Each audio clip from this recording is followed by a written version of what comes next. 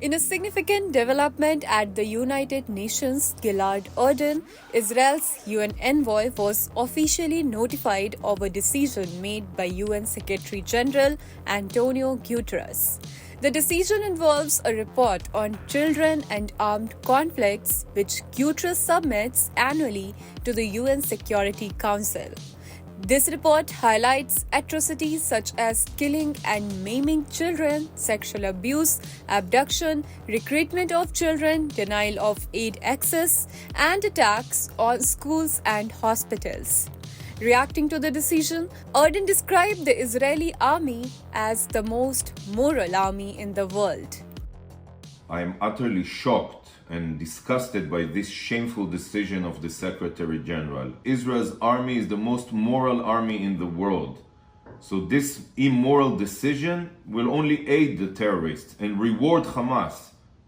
And I have to tell you another thing. The only one who is blacklisted today is the Secretary General, whose decisions since the war started and even before are rewarding terrorists and incentivizing them to use children for terror acts. And now Hamas will continue even more to use schools and hospitals, because this decision, shameful decision of the Secretary General, will only give Hamas hope to survive and will only extend the war and extend the suffering.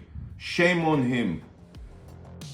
Israel's Foreign Minister Israel Katz also expressed concerns, stating that the decision would impact Israel's relations with the United Nations.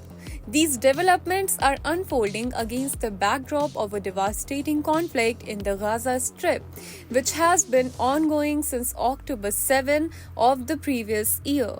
The military onslaught has resulted in the deaths of at least 36,731 Palestinians. On Tuesday, 4th of June, the Palestinian resistance movement Hamas called on the UN to blacklist Israel due to its continuous mass killing of innocent Palestinian children. Hamas described Israel as a fascist entity committing heinous crimes and horrific massacres against Palestinians, especially children, who are direct targets of what they termed as Nazi entities' terrorism and criminality. The UN report, compiled by Virginia Gamba, Guterres' special representative for children and armed conflict, will be presented to the Security Council on June 14th. The report's findings could significantly affect international perceptions and actions regarding the conflict. More than 17,000 Gazan children have lost their life or their parents. The ongoing conflict has also led to widespread malnutrition, affecting around 3,500 children in Gaza, further highlighting the dire humanitarian crisis.